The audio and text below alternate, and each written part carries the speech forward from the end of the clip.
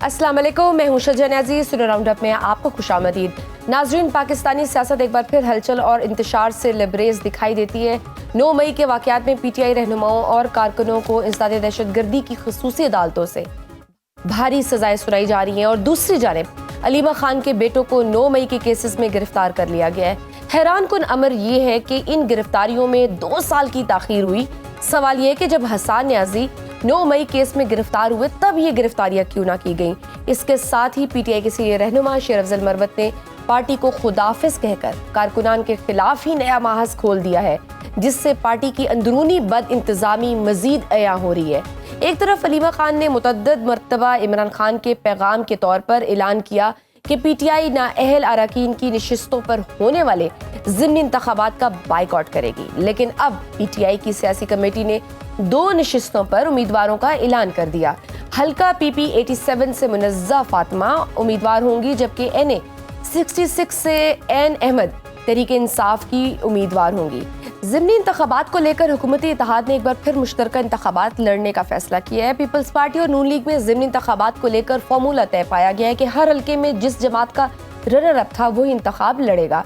एक तरफ हुकूमत अपोजिशन के खिलाफ तो नजर आती है, मगर खुद हुकूमती इदारे बेज़ाब्तगियों के रिकॉर्ड तोड़ रहे हैं। ऑडिटर जनरल की हालिया रिपोर्ट ने इंकशाफ किया है कि वफाकी मालियात में 375 ट्रिलियन रुपए की बेकायदगियां मौजूद हैं, जो कौमी बजट से 27 गुना ज्यादा है। रिपोर्ट में खरीदारी, सिविल वर्क, वाजबात, गर्दिशी कर्जे, असासों के नाकस इंतजाम और ज़मीनों पर कब्जों जैसे संगीन मसाइल सामने आए हैं, जो मुल्की मालियाती निगरानी के निज़ाम की नाकामी को जाहिर करते हैं। अगर इमरान खान पर अपनी जमात का भी एतमाद बाकी नहीं रहा तो इमरान खान की रिहाई कैसे मुमकिन होगी। मौजूदा हुकूमत की नाकस कारकर्दगी और बेज़ाब्तगियों को चैलेंज करने के लिए क्या कोई अपोजिशन सामने आएगी? नए सूबों के क़याम की बहस क्या वसाइल की मुनसिफाना तकसीम के लिए है या किसी सियासी एजेंडे का पेश खैमा है? इस सब पर बात करने के लिए हमारे साथ मौजूद है सीनियर सियासतदान और साबिक वफाकी वजीर फवाद चौधरी साहब। फवाद साहब, आपको वेलकम करती हूँ सुनो राउंड अप में। फवाद साहब, सबसे पहले तो आज के लेटेस्ट से आते हैं। सलमान अकरम राजा साहब ने ट्वीट अभी किया, उन्होंने कहा है कि मैं बतौर सेक्रेटरी जनरल की सीट से मुस्ताफ़ी होऊंगा और इसका फैसला मैं बाकायदा तौर पर इमरान खान साहब से कल मिलकर करूंगा, ऐलान करूंगा। ये बताइए, क्या तबसरा करेंगे, क्या ऐसी वजह होगी कि ये मुस्ताफ़ी हो रहे हैं अपने इस ओहदे से? मेरा तो ख्याल है उन्हें अपनी नाकामी का एतराफ़ करना चाहिए था, और बजाय इसके कि ऐसे बहाने बनाए कि जी मैं इमरान खान से मिलूंगा और ये करूंगा वो करूंगा। सीधी बात है, पार्टी जो है उसको एक क्राइसिस में, पहली बात तो ज़ाहिर है, देखिए जी इमरान खान साहब की सच्ची बात यह है कि गलती तो उनकी अपनी है। अच्छा। कि उन्होंने एक ऐसे नॉन पॉलिटिकल लोगों का ग्रुप जो है उसको पार्टी पे डाल दिया, और उन्होंने ये समझा कि वो तो बिल्कुल जैसे जैसे बतौर प्राइम मिनिस्टर पंजाब या KP प्राइम मिनिस्टर हाउस से चल जाएगा, उसी तरह से जेल से पार्टी चल जाएगी, जो मुमकिन नहीं था। और इंतहाई इनकेपेबल लोग थे। सलमान अकरम राजा बहुत ही इनकेपेबल पॉलिटिशियन थे, और ना पार्टी संभाली गई, ना कोई एहतजाज की स्ट्रेटजी आई, ना ही कोई जुडिशरी से जो है वो मामलात कर सके। यानी हर मामले में बदतरीन नाकामी सलमान अकरम राजा को मिली, और उन्होंने बड़ी देर की, पार्टी को बड़ा नुकसान पहुंचाया। अब कल देखते हैं वो इस फैसले पे कायम रहते हैं या नहीं कायम रहते। लेकिन एक ऐसे हमदर्दियां लेके इमरान खान से पूछूंगा मुझे ये हो गया वो हो गया, फैक्ट इस पार्टी तो तबाह बर्बाद कर दी है इन लोगों ने। और PTI as a party Sunni Tehreek के इलेक्शन सिंबल पे इलेक्शन लड़ रहे हैं, ना किसी को समझ है क्या करना है क्या नहीं करना। आई मीन इट्स रिडिकुलस जो इतनी बड़ी पार्टी के साथ हुआ। नहीं तो फिर अभी अब जिस तरह से देखें फवाद साहब, ज़िमनी इंतखाबात की अगर हम बात करें तो वो अलीमा खान साहिबा ने कहा था कि इमरान खान साहब ने कहा है कि हम नहीं जाएंगे, हम ज़िमनी इंतखाबात का बाइकआउट करेंगे। लेकिन अब PTI की सियासी कमेटी ने 2 हलकों में उम्मीदवारों को नामजद भी कर दिया है। एक गैर मुस्तदिका ज़राए के मुताबिक तो यहाँ तक बात आई है कि कल पार्टी इजलास में आमिर डोगर साहब ने कहा है कि इमरान खान साहब पर तनकीद करते हुए कि वो जेल में बैठकर सब इख्तियारात अपने पास रखेंगे, तो हम बाहर क्या करेंगे। आप समझते हैं कि PTI पर फिर इमरान खान साहब की गिरफ्त नरम पड़ रही है? कहीं ना कहीं कुछ इख्तलाफात बानी PTI से भी हो रहे हैं? देखिए, सबसे पहली बात तो यह है कि सलमान अकरम राजा हों या गौहर हों या आमिर डोगर हों, इन लोगों की क्या अपनी हैसियत है? हम्म। ये सारे लोग तो सिर्फ इमरान खान के वोट के ऊपर, उनकी पॉपुलैरिटी के ऊपर जो है अपनी दिहाड़ियां लगा गए। अदरवाइज तो देखिए इन लोगों को तो कोई जानता भी नहीं है। मेरा नहीं ख्याल कि अगर ये लोग इमरान खान के नाम के बगैर 18 वोट भी लेने के काबिल। हम्म। अ, तो इसलिए ये कहना कि इमरान खान के हाथ से निकल रही है, या ये लोग जो हैं कोई इमरान खान को माइनस करने की सोच रखते हैं या सोच सकता है कोई, तो वो तो बिल्कुल अहमकाना बात है।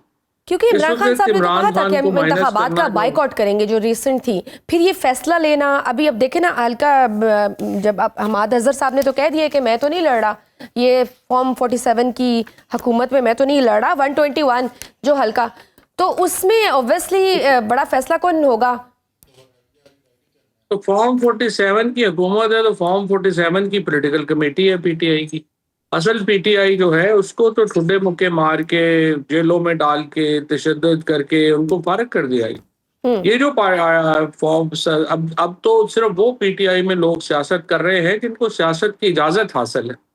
और अनफॉर्चुनेटली ये सारे लोग जो हैं they have shown time and again कि इस काबिल ही नहीं थे कि ये कोई इतनी बड़ी सियासी जमात को कोई सहारा दे सकते, कोई पॉलिसी दे सकते। और उसके नतीजे में पार्टी का तो बड़ा नुकसान हुआ है। लेकिन इस वक्त मैं नहीं समझता पीटीआई की कोई अहमियत है। इस वक्त असल अहमियत इमरान खान की है, और इमरान खान जिसको भी जो है वो आगे उसके सर पे हाथ रखेंगे वो अहम होगा। सो इस वक्त पीटीआई की तो पॉलिटिक्स जो है वो तो उसकी तो कोई अहमियत नहीं है। ये सलमान राजा हो गए या आमिर हो गए या कुछ और हो गया, वो क्या कर लेंगे? तो पीटीआई की तो अगर अहमियत नहीं है, अपोजिशन इतनी कमज़ोर है, तो फिर नून लीग और पीपल्स पार्टी ज़िमनी इंतखाबात में इकट्ठे इलेक्शन लड़ने का क्यों फैसला किया है? क्या रीज़न है कि फिर बड़ी बड़ी प्रेस कॉन्फ्रेंसेस की गई और बताया गया, फिर से बावर कराने की कोशिश की गई कि हम इत्तेहादी हैं और हम मिल के, आपका अगर अपोजिशन इतनी कमज़ोर है और इतने बुरे हालात हैं, तो फिर लड़ें अपनी अपनी फिर तो मसला नहीं होना चाहिए ना। मसला तो नून लीग का बेसिकली पीटीआई के साथ होना है, पंजाब में स्पेशली। देखिए, मसला ये है कि पीटीआई और इमरान खान दो अलहदा चीजें हैं। इमरान खान की तो मकबूलियत, अगर लोगों ने फरवरी में इमरान खान को 65% वोट दिया तो अब 75% वोट देंगे। इमरान खान की तो जो अहमियत है, जो वोटर पॉपुलैरिटी है, वो बड़ी है। और इसीलिए मैंने आपको पहले ये कहा कि इमरान खान जिसके सर पे हाथ रखेंगे, अवाम तो उसको इलेक्ट करेगी, क्योंकि अवाम का लीडर तो इमरान खान। ये लोग जो कहते हैं कि इमरान खान जो है वो फैसले ना करें और हमें फैसले दे दें, या ये कहना कि वो जो है वो इमरान खान के फैसलों की इम्प्लीमेंटेशन, जिसकी तरफ आपने इशारा किया, नहीं होती, करा नहीं पा रहे, तो वो लोगों की अपनी सियासी अहमियत तो कुछ भी नहीं। ये लोग तो इमरान खान के सर पे बात कर रहे थे। तो मेरा मेरा जो आपको पॉइंट मैं ये कह रहा हूँ कि इस वक्त इमरान खान है और लोग हैं, दरमियान में party PTI is Imran Khan. What Imran Khan is, that is PTI. Minus Imran Khan is nothing. Sir, आज भी 9 मई केसेस में फैसलाबाद की अदालत ने उमर अयूब, जरताज गुल और दीगर को 10 साल की सजा सुनाई है, जबकि आप और जैन कुरैशी रिहा हो गए। अब सवाल यहाँ पे बड़ा सादा सा बनता है कि किस बुनियाद पर उमर अयूब और जरताज को तो सजा हुई, और किस बुनियाद पर आप और उससे पहले शाह महमूद कुरैशी साहब भी रिहा हो गए? किस बुनियाद पे आपको रिहाई मिली? देखिए, पहली बात तो ये है कि ये फैसला तो जो पिछले 3 फैसलों है उसी की कंटिन्यूएशन है। तो उन पिछले फैसलों में जो लॉजिक था, जाहिर है वो चौथे केस में बदल तो नहीं जाना, वो तो वही रहना है। बुनियादी तौर के ऊपर मेरी नजर के अंदर एक तो जाहिर है कि जो हम एक मोतदल लोग समझे जाते हैं, और मोतदल लोगों के ऊपर जाहिर है कि एक जो पॉलिसी है वो भी डिफरेंट होगी। दूसरी बात यह है कि सच्ची बात यह है कि मैं बड़ा कहता रहा इन सब दोस्तों को कि आपके केसेस बहुत बुरी तरीके से लड़े जा रहे हैं।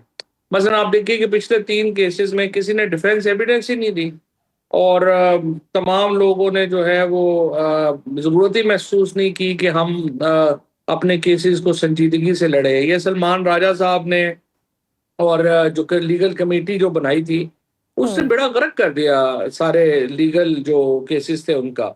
यानी आप देखिए कि जो फैसलाबाद में जिस तरीके से केसेस लड़े गए हैं, आप अपने रिपोर्टर से पूछेंगे तो वो आपको बताएंगे कि ये नहीं मैं कह रहा कि ये केसेस को बड़े लीगली बुनियादों के ऊपर ही सारे डिसाइड होने थे या सब कुछ होना था। सारी चीजें ही होती हैं जब आप मुखालिफ होते हैं, लेकिन आपने भी अपनी एफर्ट, अपना जोर लगाना होता है ना, वो भी हमें नजर नहीं आया।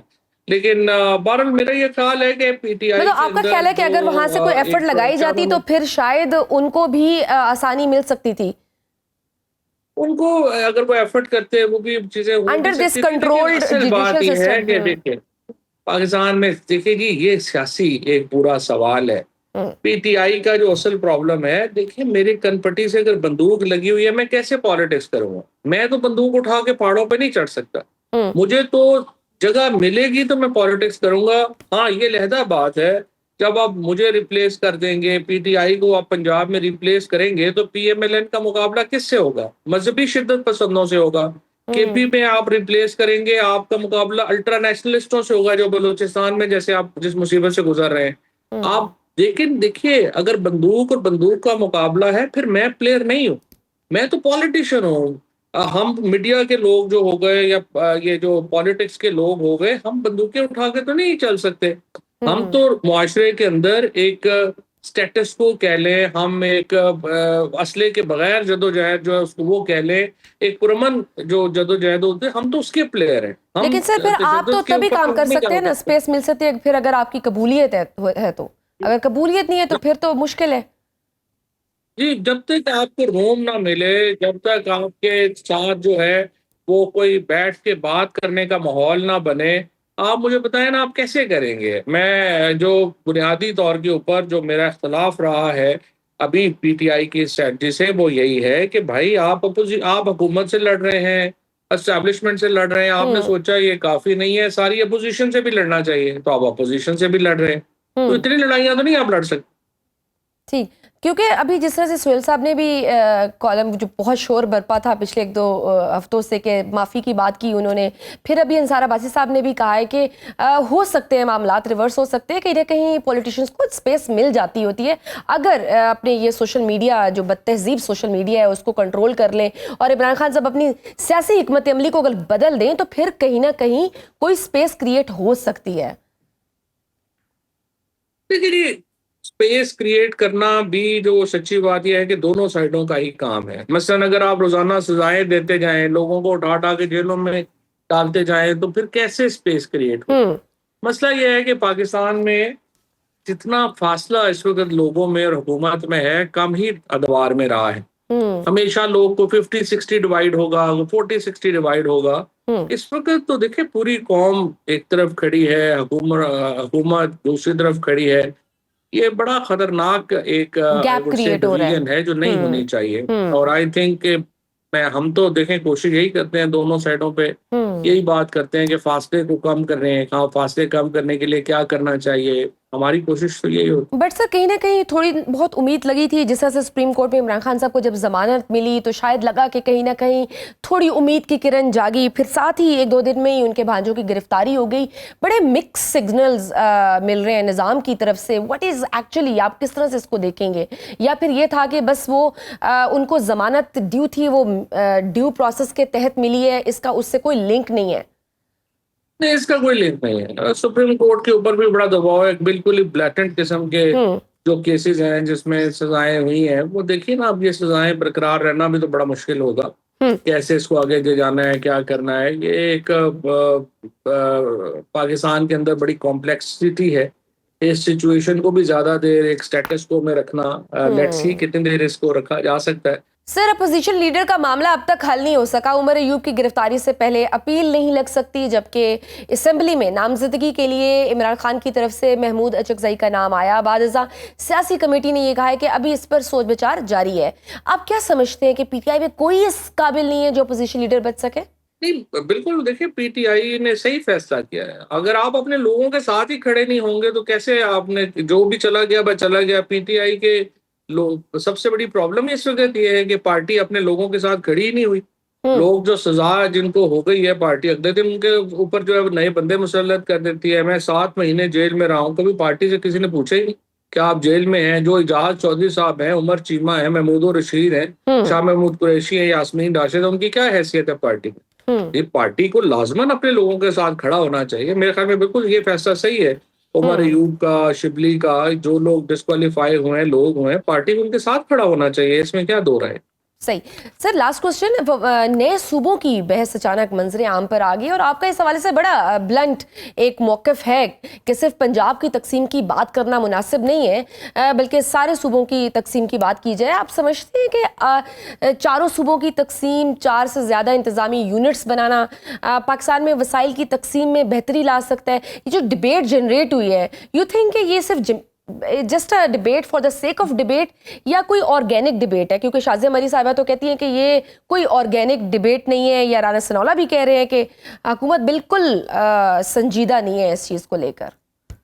नहीं, देखिए ना, जरदारी और नवाज शरीफ को तो बहुत नुकसान है, क्योंकि इन्होंने तो अपनी फीफडम्स बनाई हुई हैं। पंजाब आप ले ले, सिंध हम ले लेते हैं, ये तो इस तरह से चल रहे हैं, इनको तो बड़ा नुकसान है। लेकिन देखिए, डेवोल्यूशन होनी बड़ी इंपॉर्टेंट है।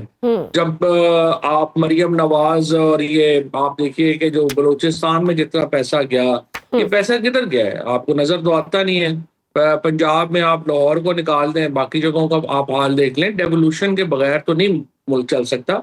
एक एडमिनिस्ट्रेटिव डेवोल्यूशन है, एक फाइनेंशियल डेवोल्यूशन है। सो पहले आप फाइनेंशियल डेवोल्यूशन तो करें, थोड़ी कैपेसिटी तो क्रिएट हो।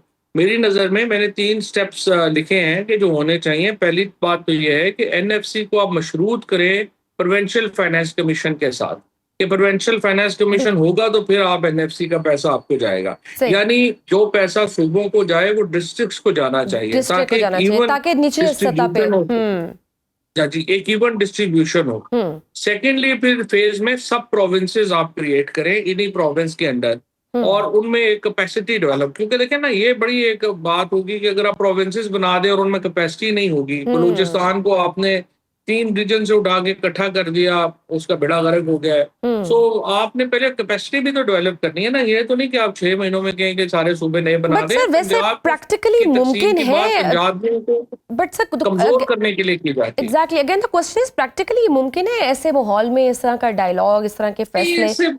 इतनी डिवीजन है पॉलिटिक्स में, जितनी पोलराइजेशन हो गई है, पड़ा हुआ नहीं है। ज्यादातर लोग ऐसे ही बस बात कर देते हैं। मसलन बंगाल और पंजाब की तकसीम जो 47 में हुई है, उसके कॉन्सिक्वेंसेस तो देखें क्या हुआ। या millions of people actually died because of these divisions. इस तरह डिवीजन्स आसानी हो सकती। जो हिंदुस्तान का मसला है या बाकियों का है, वहां पे और सिचुएशन ये थी कि वहां सूबों ने मुल्क नहीं बनाया, यहाँ पाकिस्तान तो सूबों ने बनाया है। तो आप कैसे इसको डिवाइड वगैरह, इसकी बड़ी पॉलिटिकल डायमेंशंस हैं, एडमिनिस्ट्रेटिव डायमेंशंस हैं, फाइनेंशियल डायमेंशंस हैं। बस ये तो ऐसे ही जो है वो लोगों ने हिस्ट्री पढ़ी नहीं हुई, बस हमें किताब लिखवा ली, क्या हुआ ऐसे कर शुरू। और फिर सर हमारे सियासतदान भी तो यही कहते हैं, नहरों का मामला हो, एनएफसी हो, वार्ड्स हो, या 18वीं तरमीम की बात हो, अब जब सूबों की बात हो रही है तब भी पीपल्स पार्टी स्टैंड ले रही है। मगर हुकूमत के साथ अगर हम देखें तो इत्तेहाद को बरकरार रखने के लिए ज़िमनी इंतखाबात में दोबारा फॉर्मूला भी तय कर रही है। अपने मफादात के लिए ये सब इकट्ठे हो ही जाते हैं। तो उन्होंने बनाया हुआ ना, 2 तेरियां 2 मेरियां। हाँ। वो सिंध आप ले ले, पंजाब हमें दे रहे हैं, पंजाब हमें दे रहे, तो इस तरह चल रहा है ना। बिल्कुल, बहुत शुक्रिया फवाद चौधरी साहब आपके वक्त। नाज़रीन, भारत की सफारती नाकामी अब सिर्फ बैरूनी महाज तक महदूद नहीं रही, बल्कि अंदरूनी सतह पर भी मोदी सरकार फाशिस्ट इक़दामात के जरिए जमहूरी इक़दार को रोंदने जा रही है। अल जज़ीरा की ताज़ा रिपोर्ट के मुताबिक भारतीय लोकसभा आइन का 130वीं तरमीमी बिल पेश किया गया, जिसके तहत अगर कोई वजीर 30 दिन जेल में रहे तो उसे खुदकार तौर पर ओहदे से बरतरफ कर दिया जाएगा। बज़ाहिर ये बिल इंसदाद करप्शन मुहिम के नाम पर लाया गया है, मगर अपोजिशन ने इसे वाज़ेह तौर पर सियासी इंतकाम का हरबा करार दिया है। इसके बरक्स पाकिस्तान कई दिहाइयों बाद अब अपनी सफारतकारी के एक नए अरूज पर है। अमेरिका, चीन और दीगर आलमी कुव्वतों के साथ तवाज़ुन कायम रखने के साथ साथ पाकिस्तान और बांग्लादेश के ताल्लुकात में भी गैर मामूली पेशरफ्त हुई है। नायब वज़ीर आज़म और वज़ीर ख़ारजा इसहाक डार के कामयाब दौरे ढाका में 6 मुआहिदों और मफाहमती यादाश्तों पर दस्तखत हुए। तालीमी वज़ाइफ, सिविल सर्वेंट्स की तरबियत, मीडिया और एकेडमिक ताउन और नॉलेज कॉरिडोर मंसूबा शामिल है। 500 बांग्लादेशी तलबा को वज़ाइफ देना और 100 सिविल सर्वेंट्स की तरबियत खित्ते में मस्बत हम आंगी की तरफ बड़ा कदम है। ताहम इस दौरे के दौरान ढाका ने एक बार फिर 1971 की जंग पर पाकिस्तान से माफी के मुतालबे को उठाया और जायदाद की तकसीम के फॉर्मूले पर भी बातचीत हुई। ये मामला मुस्तकबिल में पाक बंगला ताल्लुकात के लिए एक नया इम्तिहान हो सकता है, लेकिन मजमूई तौर पर ये ताल्लुकात भारत के लिए मुश्किलात खड़ी करेंगे, क्योंकि ढाका और नई दिल्ली के ताल्लुकात पहले ही इस सर्द मोहरी का शिकार है। इसी दौरान अक़वाम मुत्तहिदा की जनरल असम्बली के इजलास में पाकिस्तान और भारत के वज़ीर आज़म एक ही दिन खिताब करेंगे। भारत हालिया अस्करी जंग हारने और सफारती महाज पर तन्हाई का शिकार होने के बाद दुनिया के सामने पाकिस्तान के मौक़िफ़ का मुअस्सर जवाब देने की पोजीशन में नहीं होगा, खासतौर पर जब कश्मीर और खित्ते के अमन का मसला आलमी एजेंडे पर उजागर किया जाएगा। दूसरी जानिब खित्ते में ईरान का अमेरिका के सामने ना झुकने का ऐलान नई कशीदगी को जन्म दे सकता है, जबकि इसराइल की जानिब से यूरोप को फलस्तीन के मसले पर सख्त वार्निंग एक मुमकिना नई जंग के खतरे को बढ़ा रही है। दूसरी तरफ यूक्रेनी सदर ज़ेलेंस्की का पुतिन से बराह रास्त मुलाकात का मुतालबा अगर अमन मुआहदे की तरफ ले गया तो ये खित्ते समेत आलमी मईशत और सलामती के लिए एक बड़ा रिलीफ साबित हो सकता है। ये तमाम हालात इस बात की निशानदेही करते हैं कि जहां भारत अपनी दाखिली और खारजी पॉलिसियों में नाकामी के जाल में फंसा हुआ है, वहीं पाकिस्तान अपनी सफारतकारी और ताल्लुकात को एक नए तवाज़ुन और इस्तेहकाम की तरफ ले जा रहा है। क्या बांग्लादेश से बेहतरीन ताल्लुकात नई दिल्ली और भारत बॉर्डर हदूद के लिए नया चैलेंज होगा? क्या बांग्लादेश के माफी के मुतालबे को रियासत पाकिस्तान कबूल करेगी? इन मामलात पर गुफ्तगू करेंगे। हमारे प्रोग्राम में इस हिस्से में मौजूद हैं एयर कॉमोडोर खालिद चिश्ती साहब। सर, आपको वेलकम करते हैं। खालिद साहब, क्या में बांग्लादेश के बाद इस वक्त पाकिस्तान और बांग्लादेश के माबैन ताल्लुकात बेहतरीन सतह पर हैं, ज़बरदस्त मुआहदे भी हो रहे हैं और अवामी सतह पर भी बांग्लादेश में पाकिस्तान को लेकर ज़बरदस्त जज्बात पाए जाते हैं, मगर तारीख बताती है कि हर बार बांग्लादेश की जानिब से पाकिस्तान से 1971 के मामलात पर माफ़ी का रियासती मुतालबा किया जाता है। आप क्या समझते हैं कि इस मामले के लिए, इसके हल के लिए पाकिस्तान को रियासती सतह पर माफ़ी मांग लेनी चाहिए? बहुत शुक्रिया शजिया मुझे इनवाइट करने का। देखिए, बांग्लादेश एक अनफॉर्चुनेट जो इंसिडेंट कह लें या हमारी हिस्ट्री का तारीख और चैप्टर है जिसकी वजह से माज वजूद में आया था। कुछ हमारी गलतियां थी, कुछ दुश्मन की भड़काई हुई आग थी और ये सारा मिलकर ये नतीजा पहुंचा। मुझे एयरफोर्स में रहते हुए, सर्विस में रहते हुए इत्तेफाक हुआ था बांग्लादेश जाने का सरकारी विजिट पर, और जाहिर है वो एक तरफ बहुत ज्यादा उनमें अपनायत भी थी, इसमें कोई शक नहीं है, लेकिन दूसरी तरफ हम उनके जख्म भी इतने गहरे हैं कि उनका ख्याल ये कि उनके साथ ज्यादती हुई थी। और जाहिर है मैं भी थोड़ा सा स्टूडेंट ऑफ स्ट्रैटेजी या स्टूडेंट ऑफ हिस्ट्री जब मैं पढ़ता हूँ तो हमने उतनी फेयरनेस का नहीं किया, इस्तेमाल कह लें, या उनके साथ ख्याल उस तरह नहीं किया जिस तरह होना चाहिए था एक बाजू का, जिसका बहुत ज्यादा एक्सप्लॉयटेशन की गई सरकारी तौर पर नहीं। लेकिन मेरा ख्याल है ये राइट टाइम आ गया, इस वक्त हालात हमारी फेवर में हैं। हिंदुस्तान से वो बहुत हद तक बददिल हो चुके हैं, ये सबक सीख चुके हैं बंगाली भाई हमारे, और हिंदुस्तान का जो रवैया रहा डोमिनेंस का जो हमारी तरफ भी रहा है, जिसको हमने तो डिनाई कर लिया, रिकन्फर्म कर लिया मई में इसी साल। और बाकी मुल्कों के साथ आपने देखा होगा, नेपाल हो, बांग्लादेश हो, भूटान हो, श्रीलंका हो, नेपाल हो, कोई भी मुल्क जो है ना रीजनल हेजमनी जो हिंदुस्तान की है उससे नहीं बचा हुआ। तो अब ये अच्छा आइडियल मौका है मेरी नजर में, इसको वैल्यू ऐड करनी चाहिए। इस जो स्ट्रेन रिलेशन जो उनके इस वक्त बदमजगी हुई है, और बंगाली हमारे भाइयों और दोस्तों को ये रियलाइज हुआ है कि हिंदुस्तान की हेजमनी अब उनके लिए काबिल बर्दाश्त नहीं है, तो उनके पास नेक्स्ट चॉइस है ही इस रीजन में सिर्फ पाकिस्तान, क्योंकि जो बाकी मुल्क है वो उस तरह उसकी कोलैबोरेशन भी नहीं कर सकते, इकोनॉमी में भी उस तरह हेल्प नहीं कर सकते, और खासतौर पर मिलिट्री कोलैबोरेशन में बांग्लादेश को बहुत जरूरत है। और ये बहुत पुरानी बात नहीं है, हमने बांग्लादेशी ऑफिसर्स को यहाँ पे बहुत ट्रेनिंग दी है। मैं इंस्ट्रक्टर रहा हूँ एकेडमी में, वहाँ बांग्लादेश के ऑफिसर्स आते थे, हम गुडविल क्रिएट करते रहे हैं और हमारे अच्छे रिलेशनशिप है, हमें इसको वैल्यू ऐड करना चाहिए। और इस रियलाइजेशन के बाद अगर हम कह सकते हैं कि ये दोनों मुल्क एक न सही लेकिन यकजा होकर भारत को बड़ा टफ टाइम दे सकते हैं, बॉर्डर हदूद के हवाले से भारत के लिए मसाइल क्रिएट कर सकते हैं, क्योंकि हमने देखा है किस तरह से बांग्लादेश में हालिया तलबा के इनकलाब ने दुनिया को ये मनाजर भी दिखाए कि तलबा ने अपने मुल्क के बानी शेख मुजीब के मुजस्मों को भी मिसमार किया और उनकी बेटी को मुल्क छोड़ना पड़ा। तो इस वक्त जमात इस्लामी बांग्लादेश पावर कॉरिडोर में है, जो पाकिस्तान की हामी भी समझी जाती है। जी शजिया, देखिए, ये बांग्लादेशी लोगों ने और खासतौर नौजवानों ने ये साबित किया था कि चाहे आप बानी की फैमिली से हैं या किसी भी आपका हमारे पे एहसान है, लेकिन आज एहसान उस वक्त तक है जब तक आप टीम बन के चले। जब आप डिक्टेटरशिप का माहौल रखेंगे, जो हसीना वादे रखा हुआ था और हिंदुस्तान के साथ जरूरत से ज्यादा कोलैबोरेशन की थी, और जिसको कह रहे थे कि बहुत ज्यादा क्लोज टाइज थे, कॉम्प्रोमाइजिंग इंटेग्रिटी और सॉवरेनिटी बांग्लादेशी लोगों की, जिसकी वजह से ये सारा अपराइजिंग हुई थी।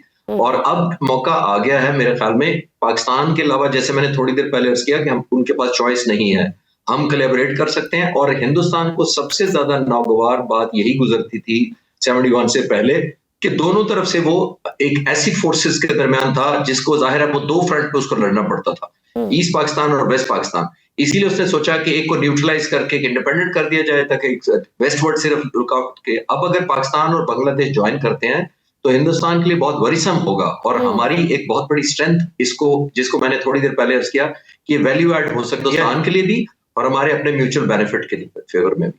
बिल्कुल सही। और ये बताइए कि ऐसे कौन से अस्करी मुआहदे हो सकते हैं या टेक्नोलॉजी और दीगर एरियाज में जिससे पाकिस्तान और बांग्लादेश की अफवाज और दफाई मामलात में जदीदपन और बेहतरी आ सके? देखिए, हसीना वाजिद के टाइम पे तकरीबन जो उनकी 16 साल हुकूमत रही, हमारे ताल्लुकात इतने अच्छे नहीं रहे। अब अगर हुकूमत आई है और वो सिंपैथेटिक भी हैं, मैं जैसे कहा कि मैं खुद इंस्ट्रक्टर रहा हूँ, बांग्लादेशी ऑफिसर्स को भी फ्लाइंग सिखाई हमने। वो पहले एकेडमी आया करते थे, हमारे पीएफ एकेडमी में आया करते थे। एक वो बहुत बड़ा वेन्यू हो सकता है कि हम उनकी दोबारा ट्रेनिंग करें। हम सिर्फ एकेडमी के हद तक नहीं, उनके सीनियर ऑफिसर्स वॉर कोर्सेज वगैरह के लिए भी आ सकते हैं। दूसरा, मिलिट्री हार्डवेयर के पॉइंट ऑफ व्यू से हमारी, स्पेशली मैं एयरफोर्स के पॉइंट ऑफ व्यू से कह सकता हूँ कि हमारी बहुत बड़ी स्ट्रेंथ और एडवांटेज है बांग्लादेश के ऊपर। हम टेक्नोलॉजिकली बहुत एडवांस हैं अल्हम्दुलिल्लाह उनकी निस्बत। हमारे पास JF-17 थंडर जहाज हमारा अपना उड़ रहा है, जो कई मुल्कों को हम एक्सपोर्ट किए हुए हैं। और बांग्लादेश एक बहुत अच्छा पोटेंशियल है, और मेरे नॉलेज के मुताबिक कुछ अरसे से बांग्लादेश बहुत इंटरेस्टेड भी है JF-17 की कारकर्दगी देखने के बाद, जो हमारे हालिया वाकयात में और एयर पावर ने जो मई 2025 में परफॉर्मेंस रही है, उस पे Bangladesh should be very keen. मेरा ख्याल है कि पाक फिजाइया डेफिनेटली इंटरेस्टेड होगी कि हम उनको JF-17 सेल करें, ना सिर्फ सेल करें बल्कि उनकी ट्रेनिंग भी करवाएं।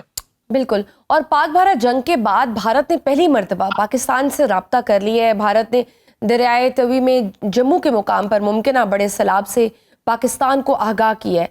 क्या हम ये कह सकते हैं कि भारत अपनी हठधर्मी से कुछ थोड़ी बहुत रियलाइजेशन हो गई हो और वो पीछे हटा हो, और सफारती तन्हाई और शिकस्त के बाद अनऑफिशियली सिंध-तास मुआहदे पर उसने जो अमल दरामद शुरू कर दिया हो? कह सकते हैं हम ये?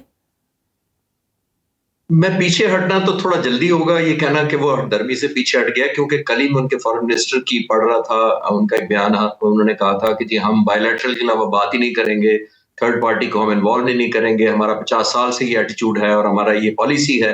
तो कल तो वो ये कह रहे थे, लेकिन मैं नहीं समझता कि बहुत बड़ा शिफ्ट है।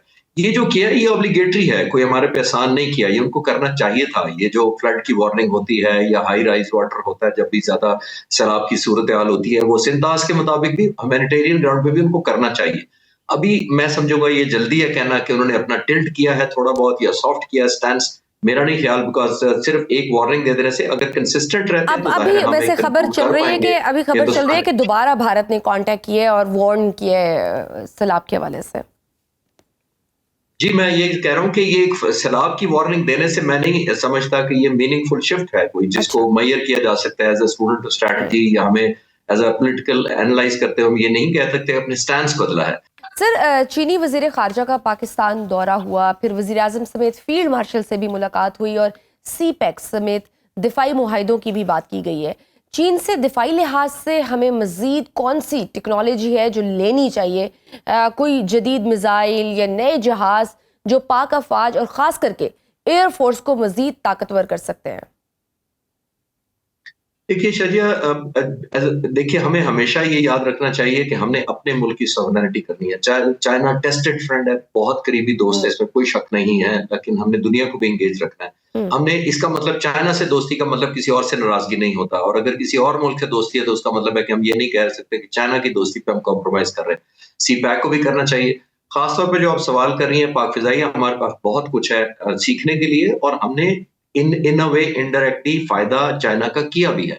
हमने MiG-19 जो F-6 जहाज था उसको तकरीबन 100 से ज्यादा मॉडिफिकेशन हमने करके दी थी उस जमाने में जब चाइनीज टेक्नोलॉजी का एक्सपोजर भी नहीं था और ना इतनी एडवांस थी, क्योंकि हमारे लोग पाक फिजाइया के, जब मैं भी था तो उस जमाने में जो F-36 हमारे पायलट्स उड़ाते थे वो अमेरिकन जहाज था। वो इनपुट चाइनीज को हम देते थे कि दुनिया यहाँ पहुंच गई है, उन्होंने इंप्रूव किया। यहां तक कि आज हमने देखा कि JF-17 थंडर भी हमने चाइना के कोलैबोरेशन से बनाया, J-10C भी हमने जंग में इस्तेमाल चाइना का किया। चाइना के पास बहुत कुछ है। PL-15 मिसाइल अब बहुत फेमस हो चुका है, सब जानते हैं, उसकी 200 किलोमीटर ज्यादा रेंज है। चाइना अब PL-17 बना रहा है और PL-21 भी बना रहा है। एक बात ये है जिसपे हम जाहिर है हमें परसू करना चाहिए। और उसके अलावा जो J-35 जहाज वो बना रहे हैं और J-20 जहाज है, वो स्टेल्थ 5th जनरेशन है, उस पर भी सोचना चाहिए कि वो कितनी वायबिलिटी है, क्योंकि चाइना का हमारे साथ कंफर्ट लेवल भी बहुत ज्यादा है। और अल्हम्दुलिल्लाह चाइना को हमने रेसिप्रोकेट भी किया कि उनकी टेक्नोलॉजी को हमने वैल्यू ऐड करके दुनिया को साबित किया है कि पाक फिजाइया ना सिर्फ जहाजों को इंडक्ट करना जानती है, बल्कि उनकी बेस्ट और मोस्ट इफेक्टिव और कारगर उसकी जिसको कहते हैं जंग में रिजल्ट ओरिएंटेड परफॉर्मेंस भी दिखा सकती है। बिल्कुल सही। अच्छा, अगर हम दूसरी तरफ देखें, रूस यूक्रेन जंग भी मुमकिन तौर पर अपने इख्तिताम को पहुंच रही है, क्योंकि यूक्रेनी सदर ज़ेलेंस्की ने रूसी सदर से मिलने पर आमादगी भी जाहिर की है और जंग के खात्मे के लिए रूसी सदर की जो ट्रंप से मुलाकात हुई उसमें भी आलमी मुबस्सरीन के मुताबिक मामलात कशीदा नहीं थे। बड़ी कंपैरेटिवली जो अगर फेब की मुलाकात के अगर ये मुलाकात देखें तो बड़े अच्छे उसमें गई है रंग में। तो अगर ये जंग अमन में बदलती है तो खित्ते और पाकिस्तान के लिए कितना सूदमंद होगा? देखिए, दुनिया में जितनी भी जंगें हुई हैं, आखिर में आपको मेज पर आना पड़ता है और जंगें बाज दफा होती भी इसलिए हैं कि आपकी मेज पर या टेबल नेगोशिएशन टेबल पर बेहतर या एडवांटेजेस पोजीशन हो। ये हमें याद रखना चाहिए। रूस ने जैसा भी किया और यूक्रेन ने जो भी किया, उन्होंने अपनी अपनी स्टेक भी देख ली है, अपनी परफॉर्मेंस भी देख ली है, उन्होंने फ्यूचर भी जानना है कि अपने मुस्तकबिल को कैसे जानना चाहते हैं। लॉजिकली इस जंग ने जब भी कंक्लूड होना है, दोनों मुल्कों को मेज पर बैठना है। एक जो बहुत बड़ा जो पाकिस्तान का पूछ रही है एडवांटेज, वो हो सकता है हमें ऑयल के पॉइंट ऑफ व्यू। ये देखिए कि ऑयल पर पाबंदी है, अमेरिका नाराज होता है उन मुल्कों से जो रूस से इंपोर्ट करते हैं। वो चाइना से नाराज उस तरह तो नहीं हुआ, लेकिन इंडिया का देख ले कितना उसने नाराजगी का इजहार किया। बुनियादी तौर पर अमेरिकी सदर को और अमेरिकी हुकूमत को हिंदुस्तान की ये बात पसंद नहीं आ रही कि वो जो फ्यूल या ऑयल खरीदते हैं रूस से। एक बहुत बड़ा एडवांटेज ये हो जाएगा कि रूस से पीस हो जाता है और अगर कंफर्ट लेवल अमेरिका में रूस में बढ़ जाता है तो पाकिस्तान को बहुत बड़ा एडवांटेज हो सकता है कि हमें बहुत इकोनॉमिकल रेट पर रूस से तेल भी मिल सकता है। और जाहिर है खित्ते में जब अमन होगा तो रूस इस कंट्रीब्यूशन में बायलैटरल हमारे साथ भी कोलैबोरेशन या और रीजनल मुल्कों से भी कर सकता है। आपने देखा कि रूस बहुत अरसे से ज्यादा यूक्रेन वॉर में ही इन्वॉल्व है और बहुत ज्यादा कोलैबोरेशन या ट्रेड उस तरह नहीं हो पा रहा रूस का भी।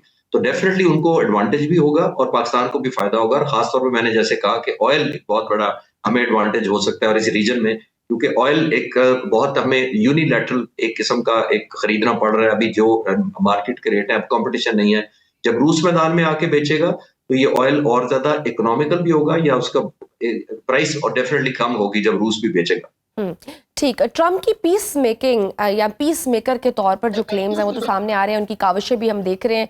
उन्होंने जिस तरह से कहा कि हमने पाक भारत कशीदगी में भी जो उन्होंने रोल प्ले किया उनके अकॉर्डिंगली कि मेरे कहने पे ये चीज़ें, ये तनाज़ा बढ़ा नहीं, उसको घटा गया। और अब रूस यूक्रेन में भी हम देख रहे हैं कि वो कोशिश कर रहे हैं, लेकिन कहीं ना कहीं वो इसराइल को शायद लगाम देने में या उस मामले को सॉर्ट आउट करने में कामयाब दिखाई नहीं दे रहा है, क्योंकि अभी इसराइल ने रिसेंटली यूरोप को धमकी दी है कि यूरोप हमास और इसराइल में से एक का इंतखाब करे। दूसरी जानिब गजा पर मुकम्मल कब्जे का प्लान भी हमारे सामने आया है। ये मामला अगर यूरोप तक फैल गया तो क्या हम आलमी जंग की जानिब नहीं बढ़ जाएंगे? क्योंकि इस वक्त यूरोप, खासकर अगर हम देखें, फ्रांस और बरतानिया ने भी फ़लस्तीन को लेकर काफ़ी बोल्ड मौक़िफ़ अपनाया है और चंद शराइत के साथ उसको एक्सेप्ट किया है, अलग रियासत की उन्होंने बात की है। जी देखिए, ये आपने लफ्ज शायद इस्तेमाल किया, मैं कहूँगा श्योर उन्होंने इजराइल के मुताबिक किया, उसके जितना इजराइल के मुताबिक जितनी चीजें उस पर उन्होंने नहीं कंट्रोल किया जिस तरह दुनिया एक देखना चाहती है। पूरा यूरोप देखिए इजराइल की ज्यादतियों से और जो उसके गासिबाना जो उसकी एक्शंस हैं उसको कंडेम करना शुरू हो गया है। लोग एक्सेप्ट करने की बातें शुरू कर रहे हैं कि हम फलस्तीन को एज अ स्टेट एक्सेप्ट कर लेंगे, लेकिन अमेरिका किसी तरह से भी लचक दिखाने को तैयार नहीं है। और सबसे बड़ी शय की और जो इजराइल को शय है या उनके वजीर आज़म को है वो यही वजह है, क्योंकि अमेरिका जो पूरी ऑल आउट सपोर्ट कर रहा है। ये पीस अमन अवार्ड हिंदुस्तान पाकिस्तान जंग कराने से सिर्फ नहीं होना चाहिए। और मैं अक्सर चैनल्स पर कहता आया हूं कि ये जो पाकिस्तान भारत की जंग बंद कराई थी वो अमेरिकी सदर ने एक सब्सिडरी रोल प्ले किया था। ये इस मुल्क के लोगों ने बंद कराई थी, इस मुल्क की मुसल्लह फौज ने और खासतौर पर पाक फिजाइया ने बंद कराई थी। जितनी हमने हिंदुस्तान के जो जितनी परफॉर्मेंस थी इस मुल्क की, backed obviously by people of Pakistan, इन्होंने जंग बंद कराई थी। अगर खुदा ना खास्ता आप विजुलाइज करें सिचुएशन को, जिधर खुदा ना खास्ता हमें हिंदुस्तान को हमारे ऊपर गलबा होता या हमें मार पड़ रही होती, तो अमेरिकन सदर ने कभी नहीं आना था। बिल्कुल। अमेरिकन सदर आए ही तब है जब उन्होंने रियलाइज हुआ कि चाइना का असला पूरी दुनिया में नाम पैदा कर गया है, जब हमने बिल्कुल जब और हमने प्रूफ करके दिखाया।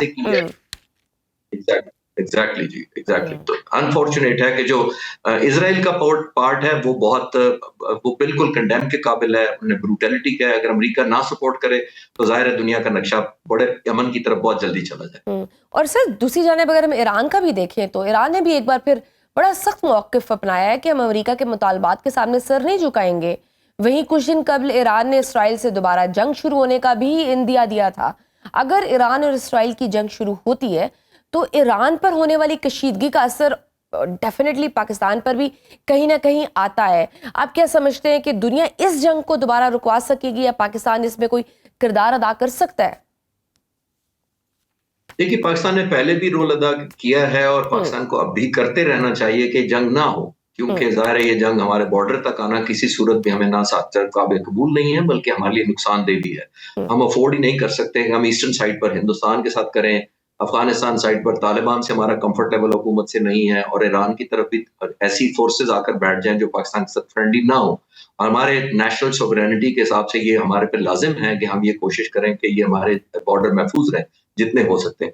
और जाहिर है मैं जैसे कह रहा हूँ कि हमें जंग शुरू होने से पहले ही अपनी कंट्रीब्यूशन हमारी फोर्सेस के जो ताल्लुकात इस वक्त हैं अमेरिका के साथ, हमारी पॉलिटिकल गवर्नमेंट अगर कनेक्ट कर सकती है तो हमें अपना रोल प्ले करते रहना चाहिए, क्योंकि जब जंग शुरू हो जाती है तो फिर स्टेक एक मुल्क के हाथ में नहीं रहते, या एक दो मुल्क जो लड़ रहे होते हैं उनके हाथ में नहीं रहते। तो कोशिश यही करनी चाहिए कि ये डी एस्केलेट जितना जल्दी किया जा सके ताकि मैक्सिमम बॉर्डर्स पाकिस्तान के सिक्योर किए जा सके। बहुत शुक्रिया एयर कमांडर खालिद चिश्ती साहब मौजूद थे, गुफ्तगू आपने सुनी। आज के प्रोग्राम में बस इतना ही, इजाजत दीजिए, अल्लाह हाफ़िज़।